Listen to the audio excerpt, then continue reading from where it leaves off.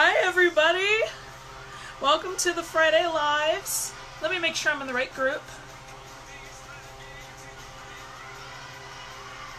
My obsession from last week with The Greatest Showman is still continuing.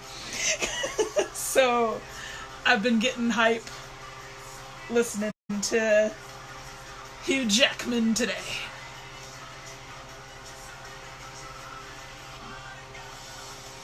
Oh. Let's see. Let's turn off Hugh Jackman, otherwise I'm gonna get distracted. Hi, Kelly. Hi, Amanda. Okay. We light it up, we won't come down. Oh. We're gonna be talking about energy today, and gonna be getting theatrical in here again. And oh my god, it's a Hugh Jackman kind of day. Just, I need a stage. I need a stage. Hi, Amanda. Hi again, Amanda. Hello. Hi, Anna. Looks like you're doing fine, and Hugh's a wonderful singer. Yes. Now, today, in case you haven't noticed from the thing up top, we're going to be talking about magical personas and creating a persona today. And psychics and actors are so similar in that regard. And I talked about this before, how sometimes you just get in an energetic flow, and for me, that happens all the time with music, and I have to listen to the song over and over and over and over and over again, and I feel it, and it's how I invoke my energetic and tarot reading personas is music, so I get the ripples, and I love it. Hi, Missy! I'm so glad to see you. Hi, Maya. So above, you'll notice there's a link, guys. Because today, it's going to be like a mini workshop. Because today this week we were actually talking about tarot reading personas and using tarot and magic. So you'll see a giant workbook in that link. And I'm going to go through it with you all, because belief is a big thing here in this group, and getting loose and just letting everything flow. So I'm going to teach you how to do that with a persona this week. Yeah, woohoo! You get 2 workshops. This is going to be ridiculous. I'm so excited. And for those that don't know, we had a lot of new members this week. So, hi there. My name is Rachel Arazo. I'm your intuitive divination mentor, and I'm theatrical, and I'm with the arms.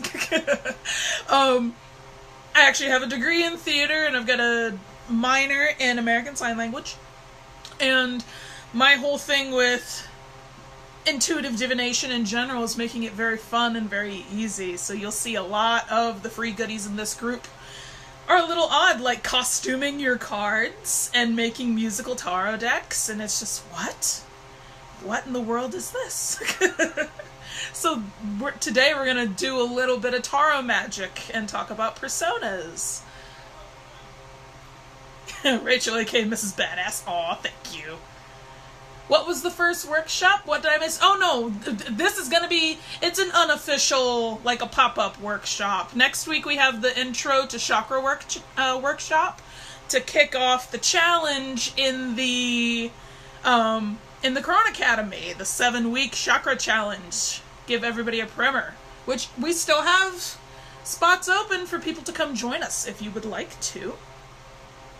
Yeah. Aw, well, thank you, Anna. Anna says, you're a fantastic teacher and person to be around. I appreciate it. I very much appreciate it.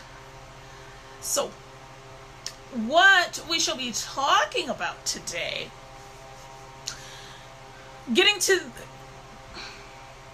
okay, so getting ahead of myself.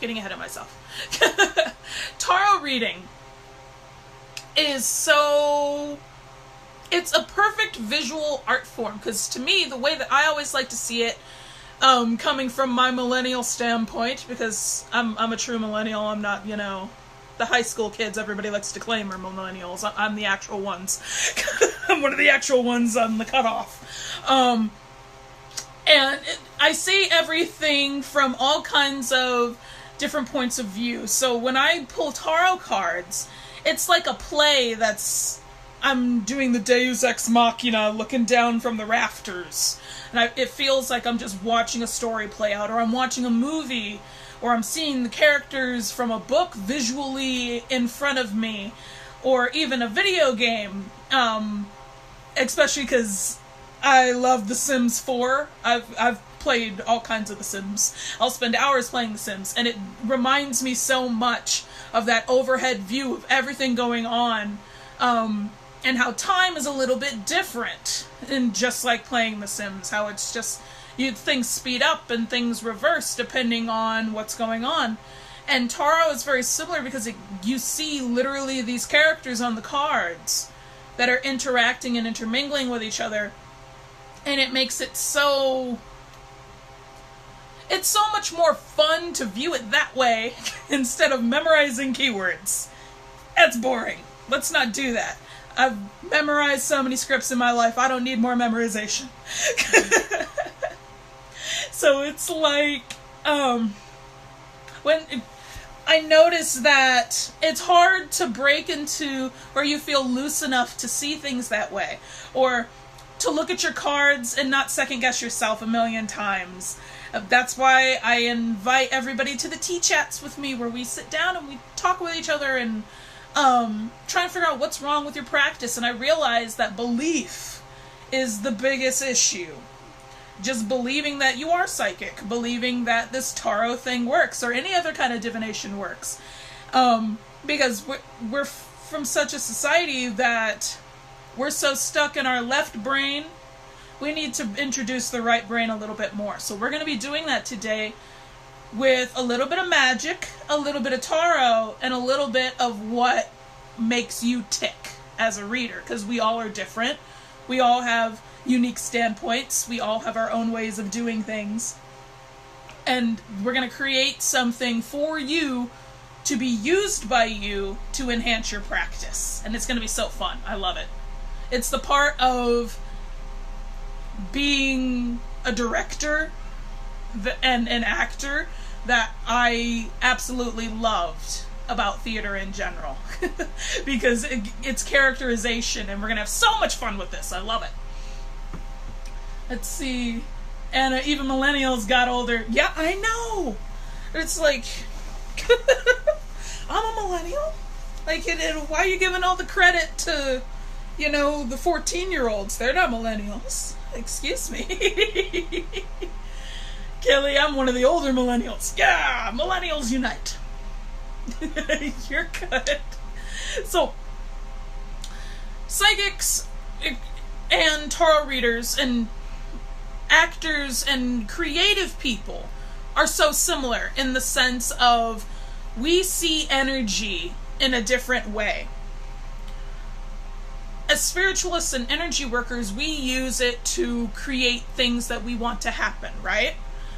For those of you that are into ritual and into magic, this is going to be really, really fun for you, because that's exactly what we're basically going to be doing today.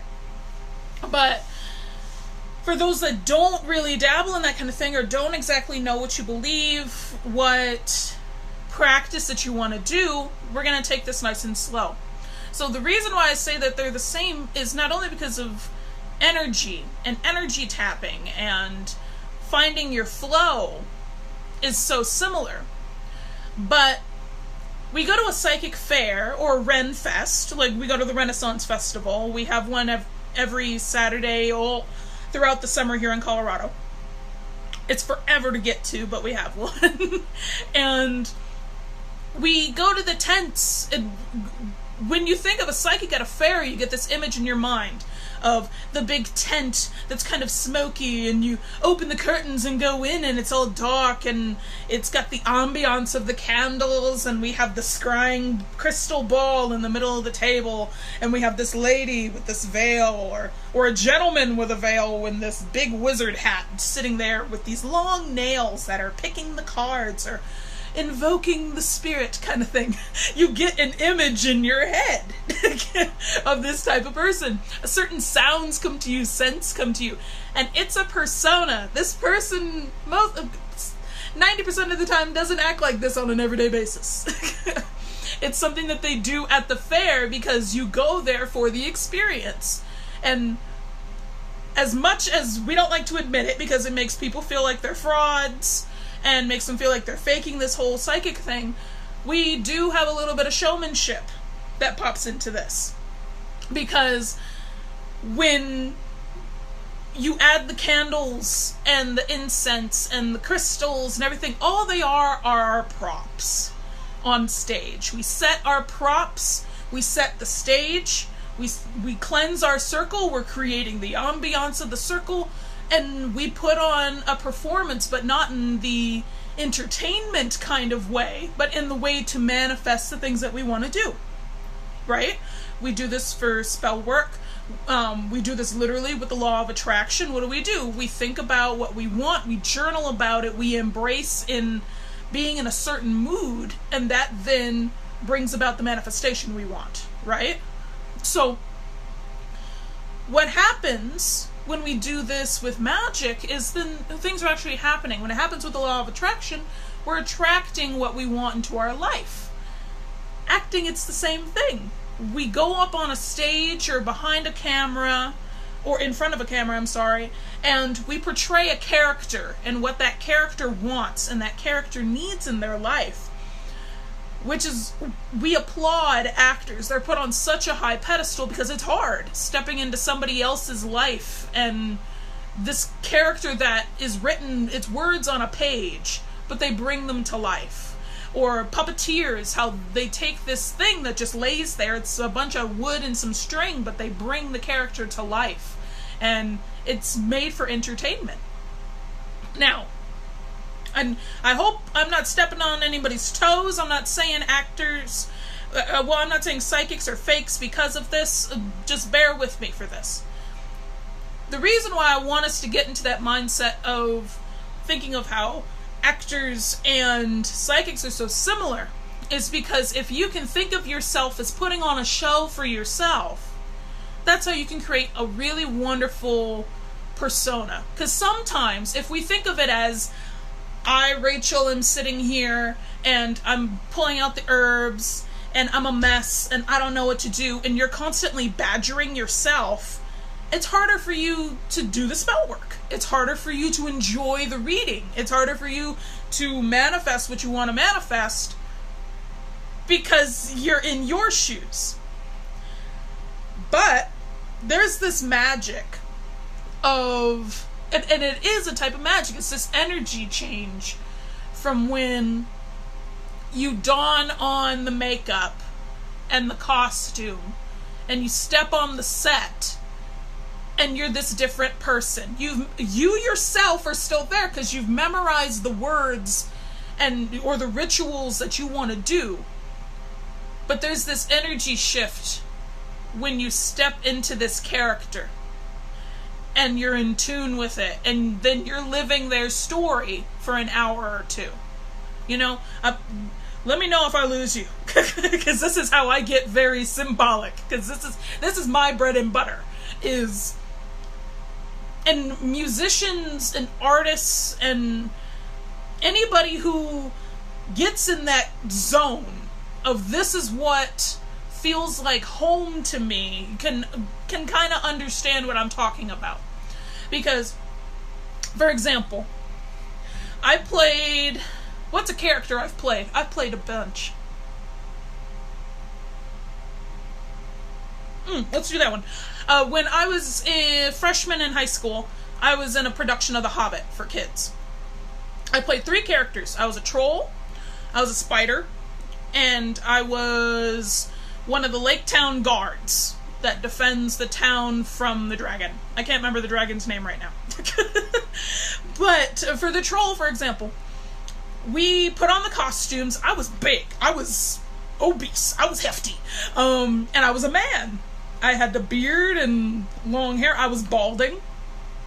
But what we did was all of us stood up in line and we had our makeup airbrushed onto us. And then we went and we put on our costumes in this tiny little room in the back of this church. in this almost warehouse looking area behind the stage. And I put on this big heavy suit. I put on the prosthetic all over my face. And it was a rule for that to not look in the mirror. Don't look in the mirror because you're not going to see the character. You're going to see yourself wearing the character's mask. And then we would go and do our energy exercises. It's literally called energy exercises, where we get hyped and we get in the moment. We get in our characters. We move how our character moves. We change our posture. We change our breathing patterns. Literally everything in the psychic course in the academy, where I'm talking about energy and breathing and easy techniques, it's pretty much acting techniques. Because that's what it is. It's literally called energy work. We get our energy hyped, then we focus, and we're good to go. And then when we step out on that stage, we're a completely different person. And it takes a really good actor to shift from being 5 minutes in one to coming back into yourself, to shift to a completely other character, and back and forth, back and forth. We did 6 shows a day for a week straight. Yeah, and I didn't get paid for that. I was only in high school. It was something I did for volunteer, because I wanted to. And it's very similar to doing a ritual for yourself. Even another character that I did, I like to talk about my patron goddess Modron. Because the first time I ever heard of her, it was 2014, we were doing Sleeping Beauty, but a version of Sleeping Beauty where it was Modron instead of Maleficent, and Branwen, her sister, was the one who kept the baby from her, and didn't let Modron be a mom. And if you pay attention to Modron's lore, that's what happened, is her child was taken from her. But in this sense, she became so angry, she was like, if I can't have the baby, no one can have the baby. And there was this ritual of putting on this hairpiece and getting my hair braided, and then going in the mirror and putting on my makeup and putting on the dress. And I had long nails, about nails that long. And the finger movements that would just start because I put the item on. And it was a musical, so anytime I got up there and I sang, or I sat down at the spinning wheel and I spun it, I got into this mode. It was a ritual for myself. And it's very similar. That's how come some who do magic put on specific clothes. They lay out their crystals in a certain way. They invoke gods and goddesses to come watch over them. They light the incense. They're making the ambience and making their own show, but in more of the mindset of, I am doing this so then I can create energy for myself. I can manifest what I want to manifest. And it's so very similar. If we think of it instead of, there is this part of me that has its own name, has its own posture, its own breathing, its favorite color, the things that it loves about itself. If we think of it in that way, and then we come to our readings, and this person that's a part of myself is this master psychic that is on point with what they are, and the energy clicks and they can see all the symbols and it's perfect. If we can don that instead of ourselves, then the doubt trickles in the background, you know? Then it's not us giving the reading, it's a part of ourselves that is a master at this. The kind of psychic that we want to be, the person who has the practice that we want, the energy that we want to work with. Does that make sense? Am I being too conceptual here? Give me likes or hearts, or post a question if you don't understand. Let me see. I was skipping stuff. Amanda says, I love and hate Renfest. I love it, but I hate it because I'm so poor and can't buy all the things. Anna says, I know about that. I had a persona for the Society of Creative Anachronism? Ooh. Mine was a Welsh lady, not nobility, but a little more high-ranking. Yeah, and there was a different energy in it. Like, she walked differently. She might have talked differently. It can be hard stepping into one's own life. Yeah, it can be. Amanda says, and it's easier for the normals to believe us when we put on a bit of a show, too. It's about glamour. Smog. Thank you, Anna. Kimberly, hi, Kimberly. I believe we perform our own idea of ourselves every day without realizing it. Exactly. That's why I love the theater memes where it's just like, I can do a quick change in 15 seconds into a completely different outfit. So set your clothes every day just like you're doing a quick change. Just, okay, I'm ready for the show. And the best part is you're the director of your own show. No one knows if you had a line mishap.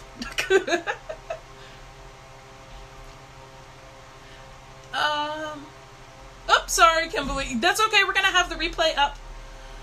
Anna, to wear a ritual robe is to get into the mindset to work ritual to make it different from everyday things. Exactly! Anna's on point. Mary, a little late, but I'm here. Hi! Marlene, hi! Yes, doing magic and ritual can seem like stepping into another part of yourself or a self we would like to be. Maybe even a person from another time. Setting the scene. Awesome, everybody makes sense. Kelly says, this type of energy work is hard for me. I've spent so long working towards not being noticed that putting myself out there feels nerve-wracking. Yeah, exactly. There's this part of magic and ritual that even we went over in the elemental challenge where it's silence. We choose the words in which we say to certain people. Some people don't need to know everything about us.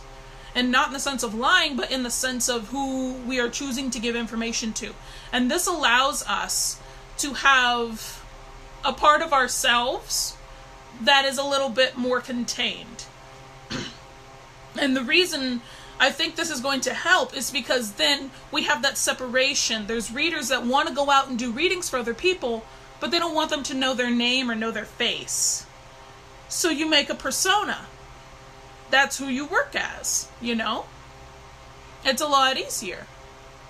Amanda says, for me it's hard because I spend so much time taking care of other people that taking time to take care of or even think about myself to create a persona is hard. And that's why we're going to do this really easy.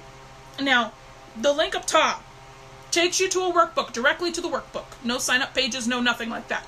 Directly to the workbook. That is going to help break this down for you. All you got to do is just think about the questions. And you can choose to print this off and have it like your own journal, or you can write it in your own journals if you want to, especially if you have a tarot journal. I applaud you. Good job. Because that is going to help you. When we sit down and we write about it and we think about it, just that one question, it's sometimes easier to pick things apart. And easier to get down to our core beliefs. So like the first question is just about what kind of practice do you want? This can be from,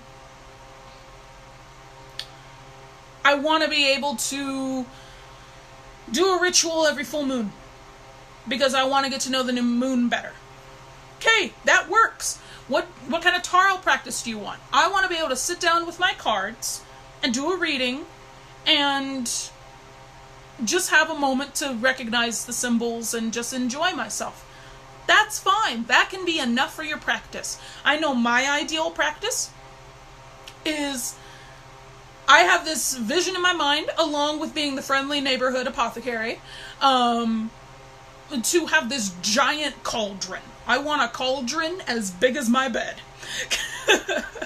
And I want to cook in it any kind of household meals because I'm a little bit of a kitchen witch. I want to be able to add in my spices. I want to be able to listen to my music and dance and knead bread. And that is me having some kind of ritual. It's a part of me being able to nurture other people that I care about, and then at the same time it nurtures that magical part of myself. That's the kind of practice I want. I want to be able to nurture myself and nurture others. That's pretty much what it comes down to. You know? So that's all I would write down for that area. Let's see, Kelly says, also you have a really creepy sense of timing with some of your topics. I must be psychic. I was just discussing working through my stage fright with my mentor so I can lead rituals for the Grove. This is perfect! Yes, and Amanda, I will invite everybody over to my place and we will have a potluck and you can bring magical things and I will make magical food for everyone to eat.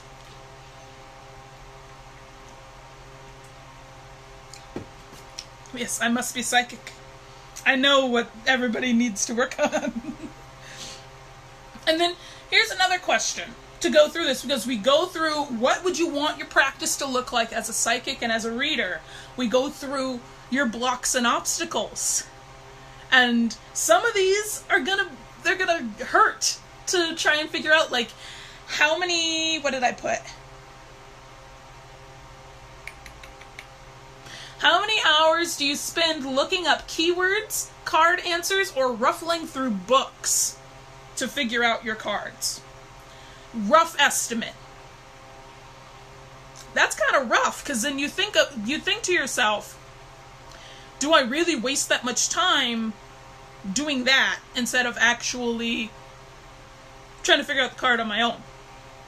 Is it a crutch to go searching for answers through something else? How can I... We're gonna pay attention to your crutches. And we're gonna knock them out from under you, because you don't need them. All of you are very capable readers and psychics in this group. It's just a matter of actually trying and getting out of your comfort zone. So this workbook, if you really want to be serious about your practice and really want to enlighten yourself about your bad habits and then your strengths as a reader and being kind to yourself and not constantly beating yourself down, you're going to want to do this. So again, it's up there. Click the link. It'll take you to it and you can keep listening to me while you're actually doing this. I should actually pop up on the screen and go over to the side when you look at it. But this is going to help you get down to the nitty-gritty of your practice. And then we're going to get to actually making your persona. So this is the fun part. What does your persona have as a name? What name do you like? What colors do they like? How do they look in your mind? And this variation, how you describe them, will depend on your clairs. It'll depend on your strengths as a reader, how it pops up for you. So take some time, really think about it. Almost like you're writing about a friend. What would your ideal part of yourself, your magical persona, your tarot reader, look like? And write that down. And then you're going to make a ritual for yourself. And I'm going to walk you through it. And it's going to be super fun. And again, if it's not fun, why are we doing it? But it's going to give you a bit of a wake-up call, but at the same time, make feeling like the reader you want to be so much easier. Does that make sense? Let's see.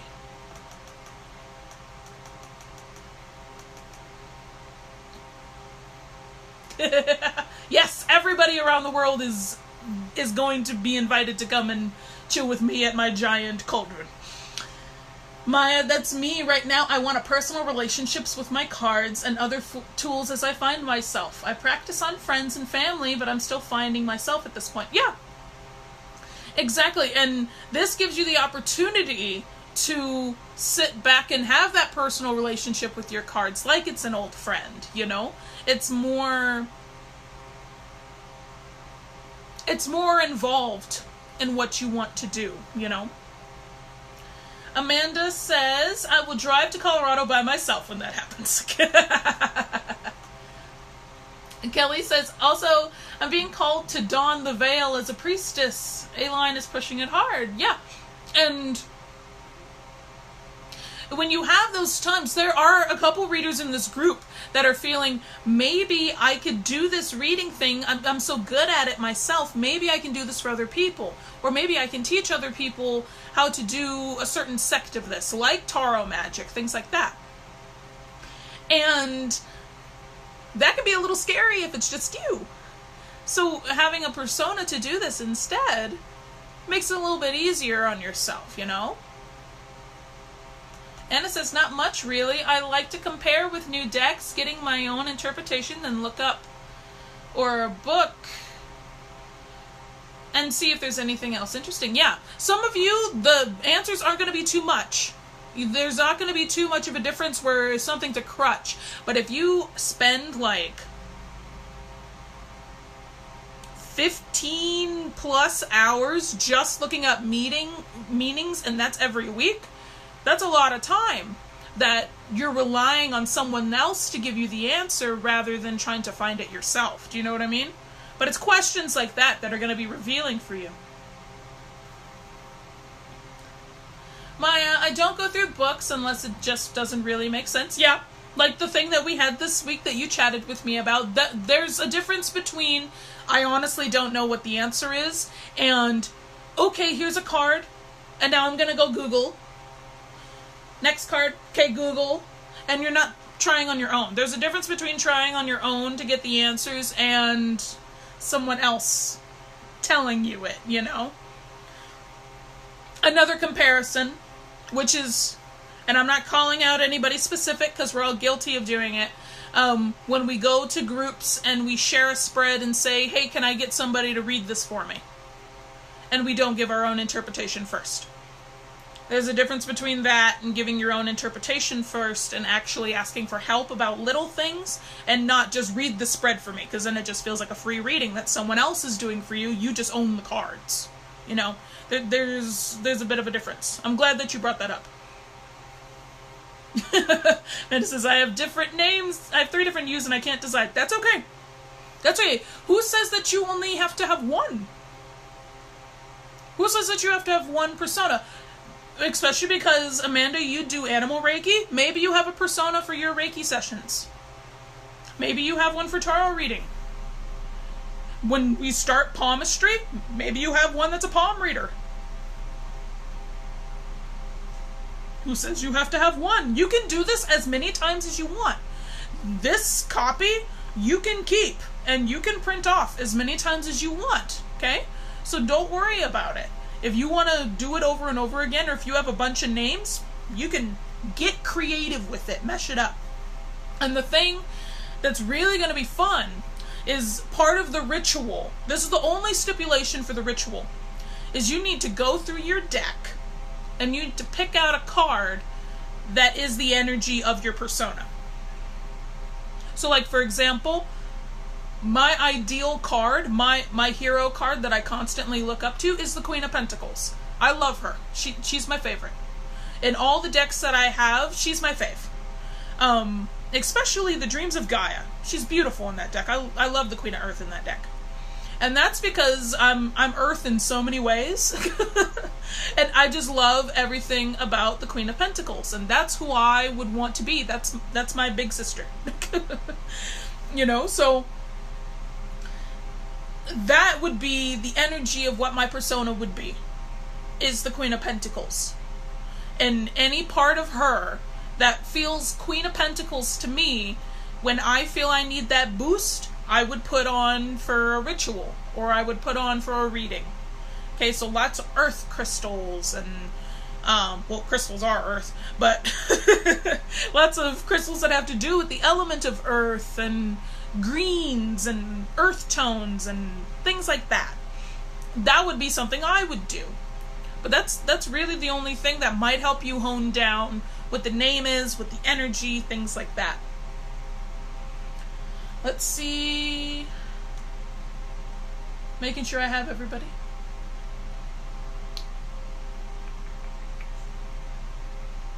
Hi, Caitlin! I just finished my first reading after 5 years. It felt so good to get back out past that barrier. Yay! You get bonus points!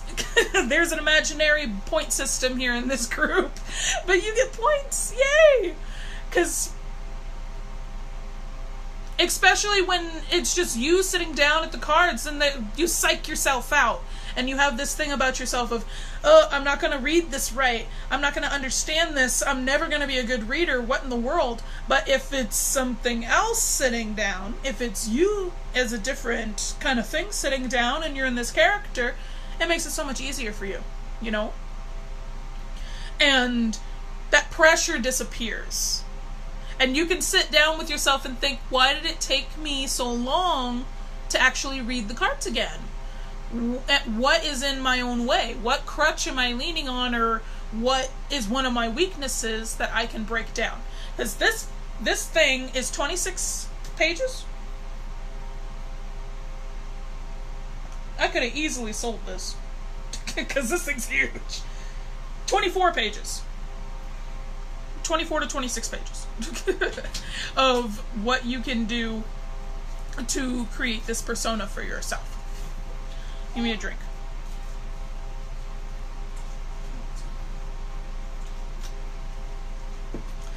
And the fun thing about this, we have some people here in the group who don't have a deck right now.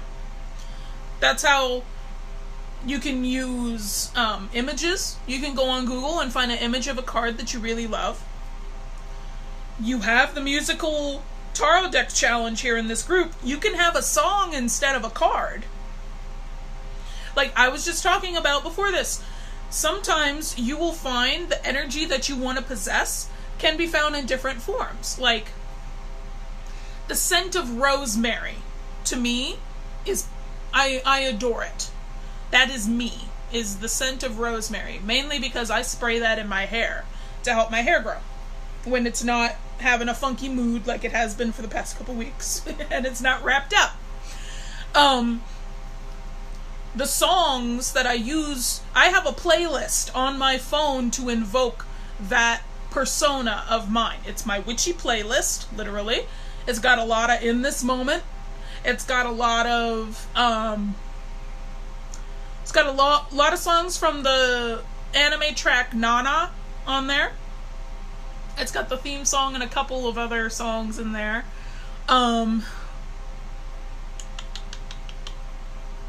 I Want to Be Evil by Eartha Kitt. That's on there. There's all kinds of freaking music on there because my music taste is everywhere. So anytime I feel like I need to invoke that side of myself and I want a little bit of a magical boost, I pop that on. And it's easy. And it's something that I can take on the go with me, and it's something that just flows with me because I've figured this out for myself. So it doesn't just have to be a card.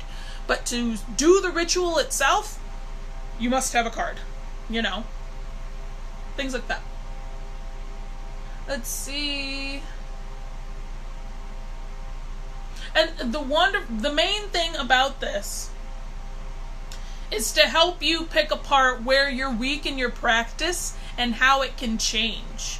How it can shift for you. And me as a mentor, you know me, I'm going to be here to support you. I'm going to help you. Anytime you have questions, pop them up in the group, and you know that I'm here to help you work through the problem. But if we can help you find out how to help yourself, then my job as a teacher is, it's on the right track. It gets you started on what is keeping you from pursuing anything, what is keeping you from being the reader that you want to be.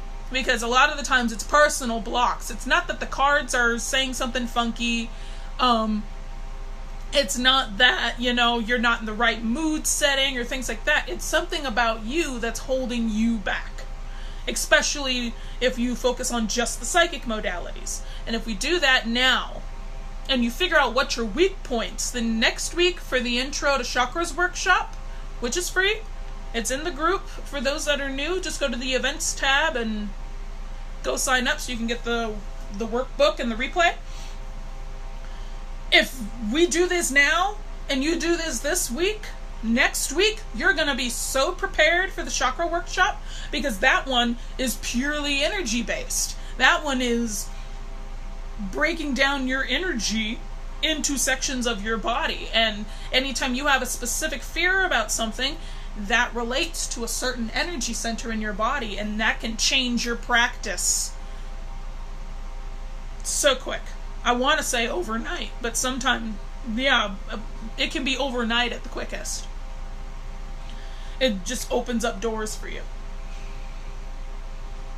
Let's see.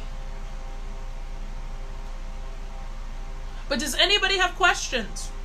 What part of this workbook scares you a little bit. And part of the reason I also did this is because I know so many people in this group would benefit from chatting with me. Even when I put up the tea time chat, you don't have to pay for that. You just come and talk to me.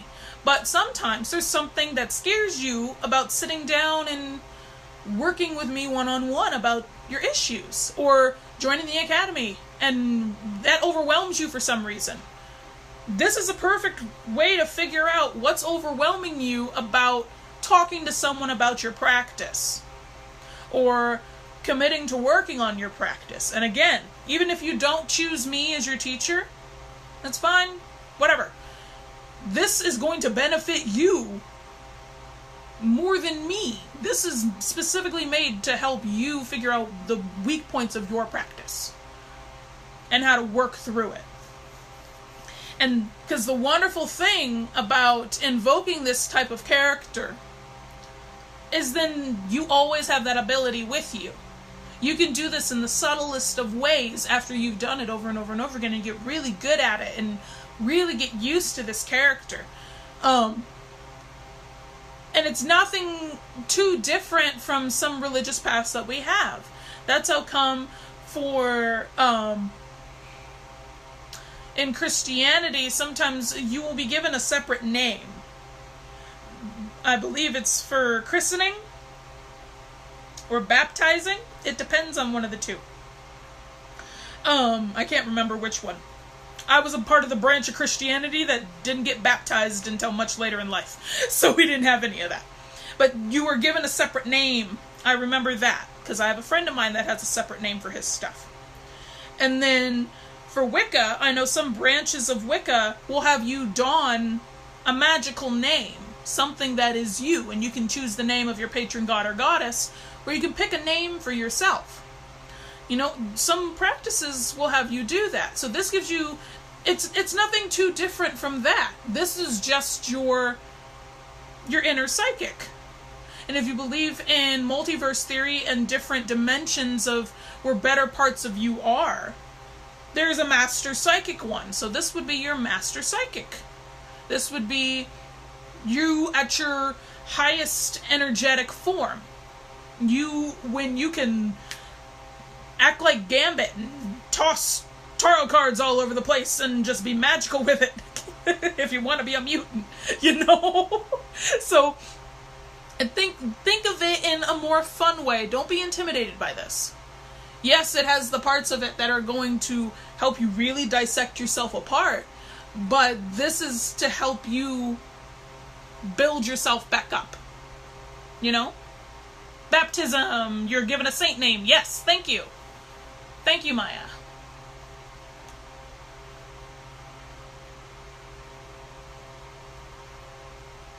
Anna says, yes, we get a magical name. We pick it ourselves or we're given one. It can be a name we use only in the group or when we share with other deities, or an official name that we use out there. Yeah, and it can change depending on what it is. So this isn't anything different. If you want to keep this name to yourself, go for it. You don't have to tell me how your ritual goes. As long as you yourself go through the workbook and you journal about it yourself, you're good. If you want to share in the group how your experience with this, go for it. I'm more than proud of you. Go ahead and do that. Because then it's you taking a firm step in your practice, you know? So, does anybody have questions about how your persona would be? Or things to keep in consideration? Because I'm not expecting you to get super detailed with your characterization. Because characterization sometimes, especially in the acting sense, you could get as minute as, where do I carry the energy in my body when I'm this persona, and how does that change my posture and how I walk? You can get as minute as, where is the vibration in my throat when I talk? Because that'll make my voice deeper, it'll make it higher. You know, you don't have to do all that. I'm not expecting you to be masters at characterization for this. But if you want to go all out, absolutely do that. You can pick what your persona's favorite color is. You can pick what their favorite book is, or their favorite thing to eat, things like that. Whatever will make it more real for you is what's important, you know?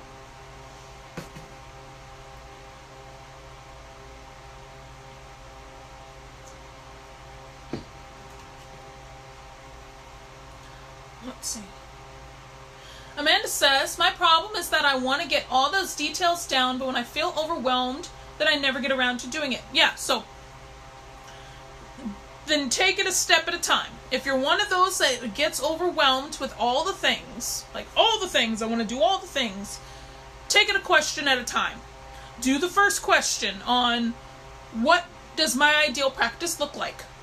And if you want to sit with that for a couple days, go for it. Then go to the next question. Or I have this broken up into sections. So you can do a section and then let it sit for a while, go back and write more, things like that. And then move on to the next and keep doing it. There's no time limit on this. This is something that's going to be evergreen. You can do it at your own pace. I'll probably pop it up on Thinkific so people can grab it. This is something that I want you to do at your own pace. Maya says, I think it's great because I feel like creating a persona or character for yourself to do your reading, set the scenes, would help you get out of your own head and set your own mind to focus. Exactly. And we come across this in so many different ways. Because depending on the energy that we need, that'll draw the type of tarot deck to you. Like, when I first got started with tarot, I've told the story where my roommate hucked the Enchanted World at me, and it's the original print of the Enchanted World, the tiny one. Speaking of my gods and goddesses, I have them all right here. And I got one right there. I got the original print of the small, like, compared to my face, this is tiny, of the Enchanted World. Not my favorite. I wanted a deck that would literally help me with my magical practice. And the Witch's Tarot was made for that.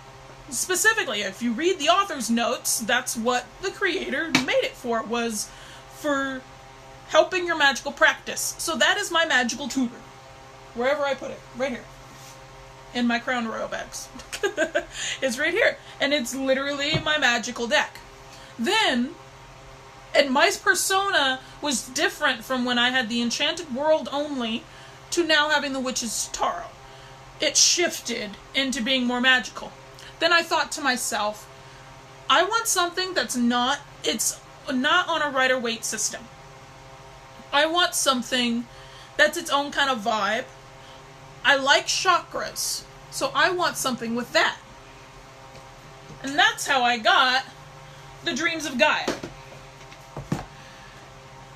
Like all of my decks, my very few decks, are in here. In my little drawer. And that's how I got the Dreams of Gaia. And it's on a completely different system. If you want to get really good at intuitive reading, I really recommend this deck. It's huge.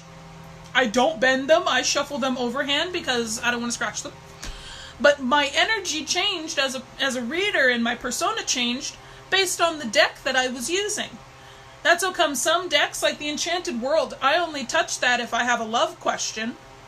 And that's not very often. If I have a magical question, I go to my Witch's Tarot. If I need a spiritual type of reading that's going to bite me in the butt, I go to the Dreams of Gaia, because it's going to kick my butt and get things going. But if I want something softer, I'll use my Spirit Song. Because that one has a more gentle kind of voice to it that's similar to Dreams of Gaia, but not so much. But you see what I mean? They're all different.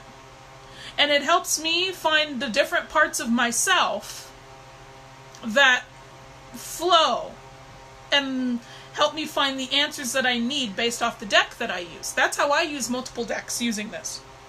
But think of it in that sense, because there are people who believe that certain decks will come to you for a reason. They each have their own voice. That's why we have the interview spreads for the Quick Start Challenge, where you get to know your deck's personal voice.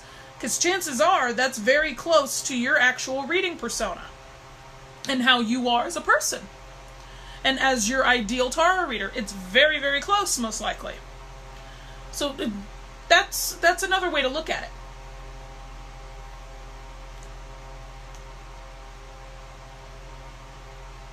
See, Kelly says, I love that deck. It's one of my ones that my ex trashed. Oh no!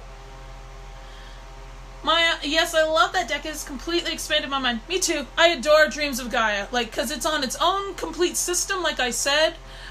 We saw in the Fool's Journey that's here in the group that freaking... It's got double cards of stuff. It completely revamps the majors. The meanings of the minors somewhat shift. It's all over the place. But I love it because it makes me feel more intuitive about it. It's perfect. In Dreams of Gaia, I'm loving going through that deck. That one will probably read through the entire guide. Yeah. I really recommend it. That's really the only guide I will look at sometimes, because I'm like, this is some deep stuff. I need to look at the author's notes. Caitlin, Silicon Dawn is great for that too. Okay, so that one would really work for you. Anna, the book for Dreams of Gaia is so amazing, right? She has a coloring book for it too. I need to get it. Maya says, Dreams of Gaia was a little overwhelming when I looked at it. Thought I would never understand it, connecting with it, and now it's starting to make more sense. First comment I meant Witch's Tarot. Okay, yeah, the Witch's Tarot. Yeah, but you see the energy differences between them all. And it shows that as you start to understand it more, your persona understands it more too. Because again, it's just a part of yourself. You could also think of it as a spirit guide that you're channeling. Or a part of your higher self. That's the best that I can describe it. It's just a part of you that you're just dawning. And sometimes all you need is a little incense. Sometimes you need the whole pomp and circumstance of the robe and the ritual bath and the herbs and all the candles and such. Okay? Depending on the day, you might need it. But come up with your persona. It'll flow. And it's going to make your reading so much better because they know their strengths, they know their weaknesses, and they're willing to work on them with you. And the amount of light bulb moments that you're going to have once it actually all starts flowing, it's going to be beautiful. Oh. But... And my goal here isn't to make all of you actors. I hope that that no one is thinking that.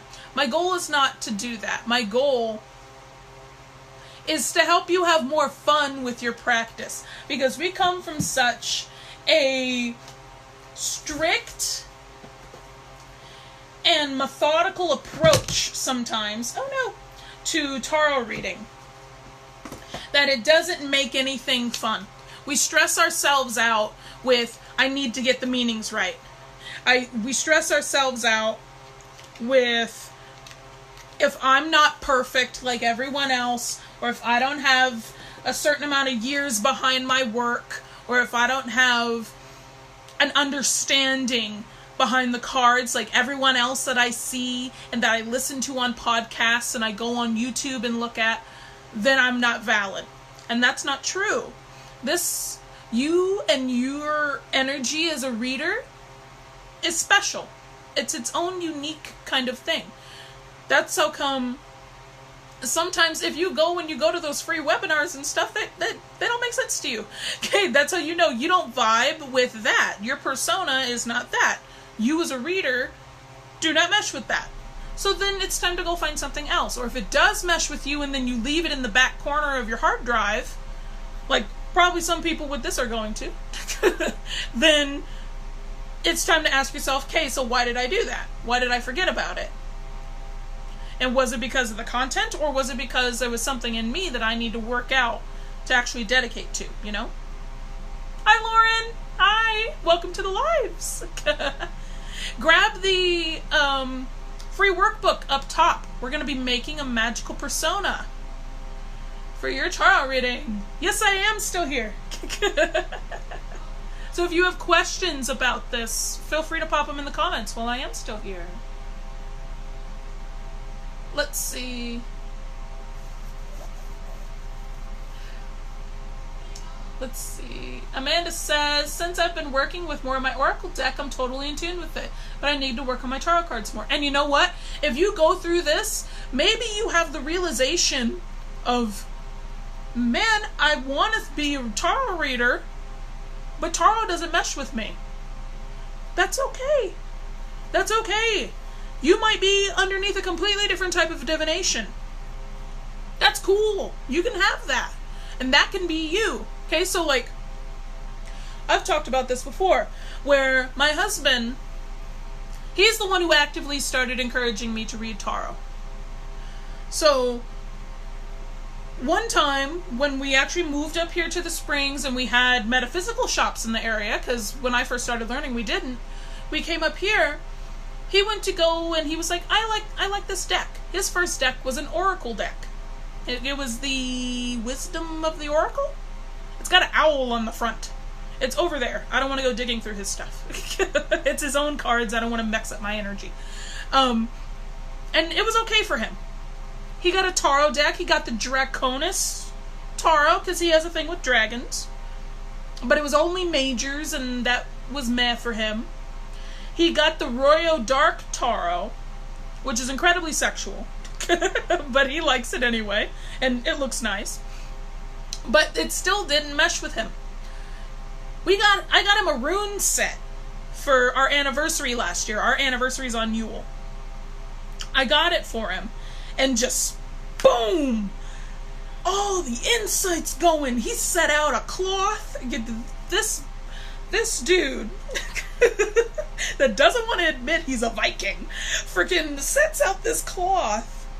And he lights this incense on a whim. No idea why he's doing this. And he interviews his runes with the interview spread that I have for the Quick Start Challenge.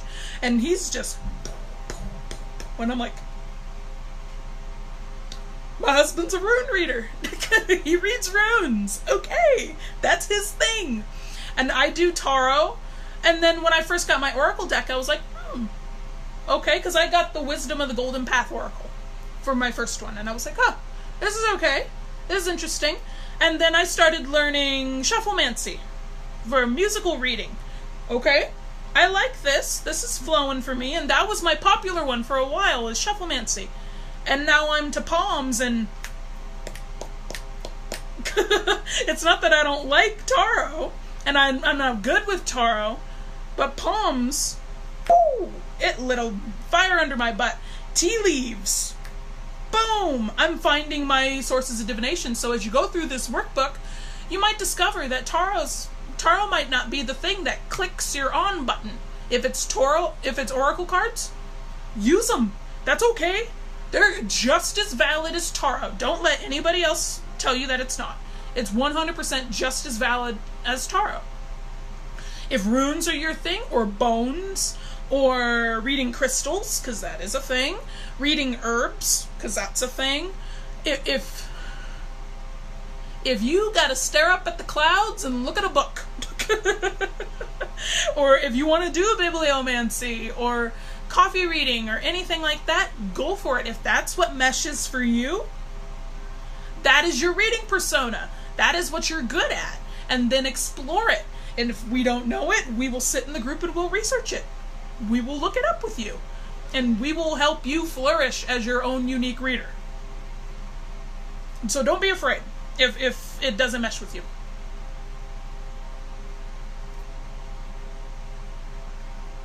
Let's see. What was the name of that sexual deck? It sounds right up my alley. It's the Royo Dark Tarot. Don't get the mini one. The mini one is literally this big on Amazon. Don't do that. Get the normal size. It's Royo Dark. Yeah, Lauren, this is the perfect place for you. She says she wants to experiment with all this. This is the perfect place for you because And then upcoming months, because of the new course coming out in the Academy, we're going to be doing a lot of palmistry. And I've got some special plans showing up where everybody gets to experiment with all kinds of different divination. It's going to be beautiful. Mary says, my great-great-grandmother likes to read tea leaves. Well, read tea leaves. That's wonderful. I like oracle cards and crystals. Wonderful. That's your divination. And even though I talk about tarot a lot, and I give you a lot of backstory for that, use that as the jumping off point.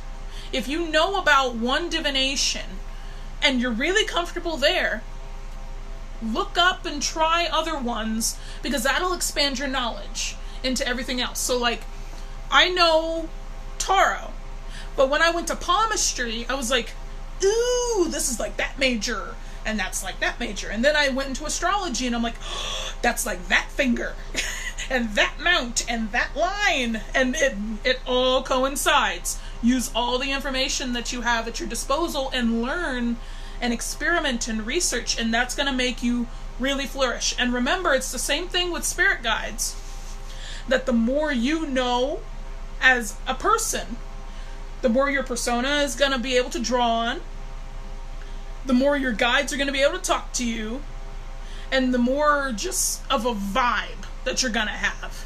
Okay? So have fun. Experiment. And when you find what you like, there you go. Make it, really flesh it out for yourself so it makes sense and that you are a badass at it.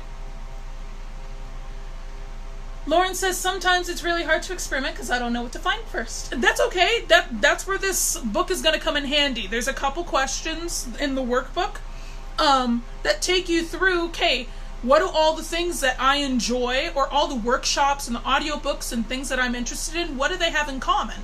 That's going to give you a really good starting point. If this is the thing that's in common, if all of it in common is mythology, maybe you need to start reading some mythos. Or maybe you need to go watch the old Hercules series or the Xena series. Or go watch Disney movies. Get some kind of thing in yourself where you are experimenting with it. You'll get a little bit more flooding into it. Yes, everything at once. Amanda says, I'm the same way, Lauren. I want to do all the things. And this is going to help you hone down on why you want to do all the things. What do all the things have in common? Maybe their common ground isn't a topic, but it's how it makes you feel. I talked about this when I did the unboxing for June's box last month for the Tame Wild Apothecary. I like things like that because it makes me feel warm and confident. It makes me feel like the friendly neighborhood apothecary, and that's nurturing to me. I want to be the friendly neighborhood witch where everybody comes to my house and I feed you. Literally, if you look up the song Come On to My House by Donna Reese, that's literally me. Come to my house, I give you all the things, I'll feed you, I take care of you, you know? But that's just me. That's what makes me feel happy, is nurturing others nurtures myself. And how do I do that? By all the things that I am interested in.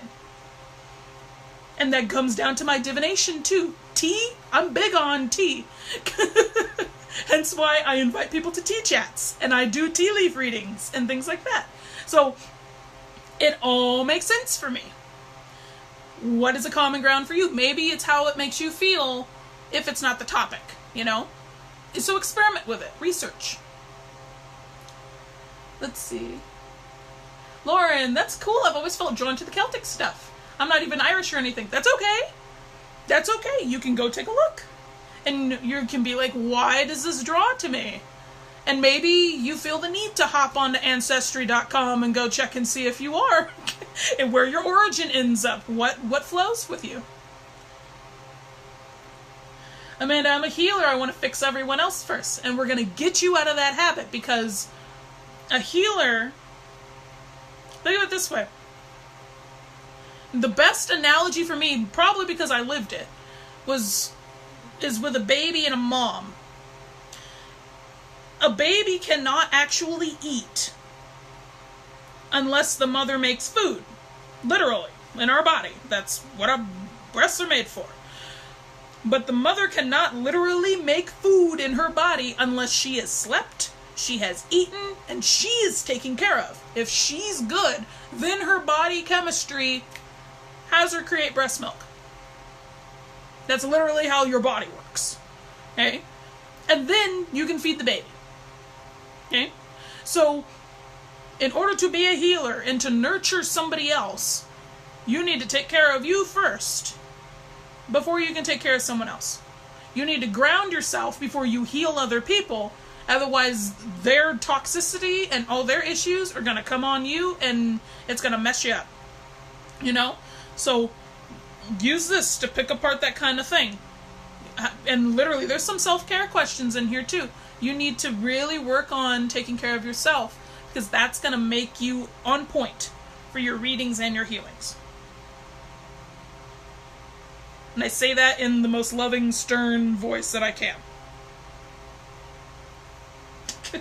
Yeah, and it literally took me to get that through my head.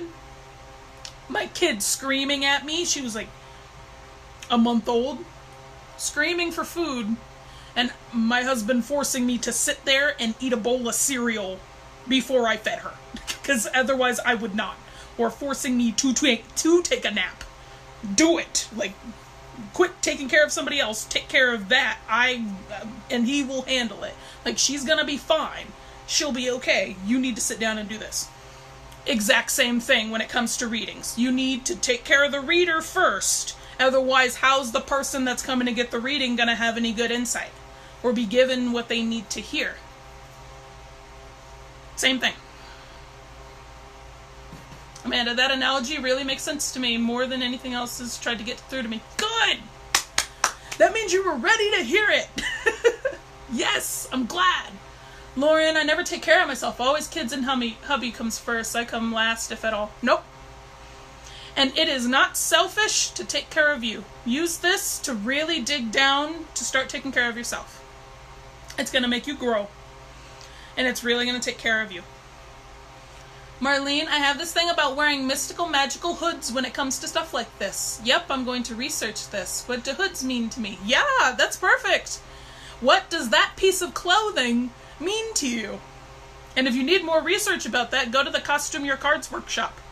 Because we talk about clothing and fabrics and colors and how certain fabrics would denote certain levels of class and different feelings about a card and things like that. So if you need research, we got the Costume Your Cards challenge. And you can have more than one persona. You absolutely can. That's what I was saying. If you are a healer, like I'm a Reiki practitioner, I could have a completely different persona for a Reiki practitioner than I do for a psychic. My priorities might be different because my energy is going in different areas, you know? But all of it at the base of it is getting down to where are my weaknesses at so I know what to work on, and where are my strengths at, because those are going to be boosted when I do have my persona. I think you might be like, maybe. Yeah, Marlene, yeah, it's, because you're on Thinkific, and actually here in the group too, if you go to the Units tab, you will see the Costume Your Cards workshop. Click the link, it'll take you to the Thinkific, and that's where it is. It's wonderful. Because I'm a director, I'm a stage designer, I'm a costumer, I'm a seamstress, I do all kinds of stuff. Everything in the theater, literally, that's what I've done. I'm a sound designer, that's how come we have the music deck challenge, and I'm a lighting designer, everything like that. So, all of that is there. There's so many things theatrical at your disposal, it's wonderful.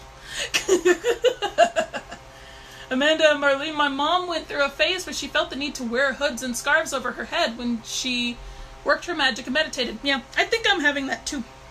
I always need something on my head. I don't know.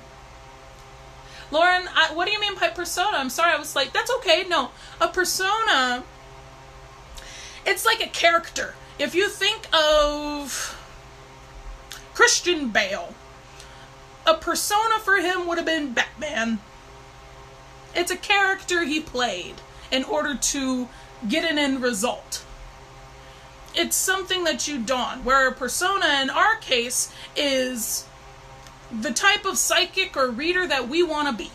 And to get a lot of detail for that, we have the workbook, and go ahead and rewatch the live, because I explain it quite a bit. I give some personal story for it and how it feels and the energy and things like that. So yeah. Going through a phase... Amanda, I was going through a phase where I want multiple braids and Viking warrior hair. That could be your thing. But, I'm gonna go ahead and end it here. I hope everybody has a wonderful, wonderful weekend. Hi, Mommy. Hi, baby. Because it's somebody nap time.